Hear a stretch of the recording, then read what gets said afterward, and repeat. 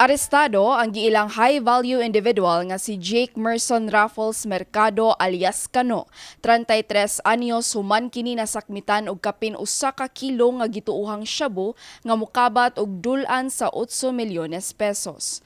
Nadakpan si Mercado atol sa buy-bust operation sa Police Station 6 nga gipahigayon kagahapon Hulyo 19 alas 10:50 sa gabii sa Block 7 Barangay Sawang Calero, Dakbayan sa Sugbo. Led by Police Major Francis Talusig.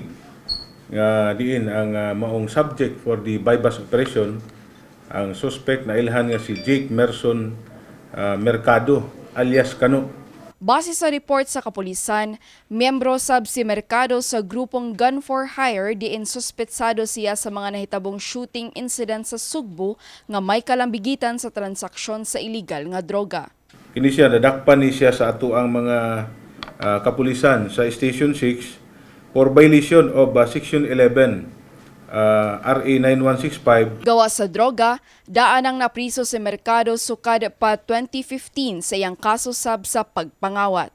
Samtang, arestado sab sa laing buy-bust operation sa Police Station 1 si Michael Angelo Pareha Katipay, 18 anyos sa Barangay T. Padilla, Dakbayan sa Sugbo alas 10 kagabii. Nakuhaan kini og 15 ka gramos nga gituuhang shabu nga mokabat og kapin 100,000 nga pesos, 1 ka unit nga arms core caliber pistol ug 5 ka mga bala.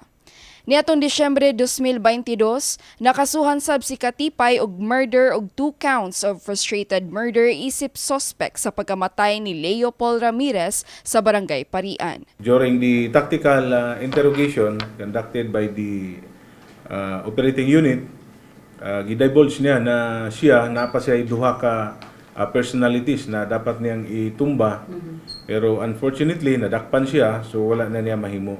Matod ni CCPO Chief Ireneo Dalugdog, padayon ang kapulisan sa pagpangusog sa ilang oplan disiplina aron masiguro ang kalinaw ug kahapsay sa syudad sa Sugbo.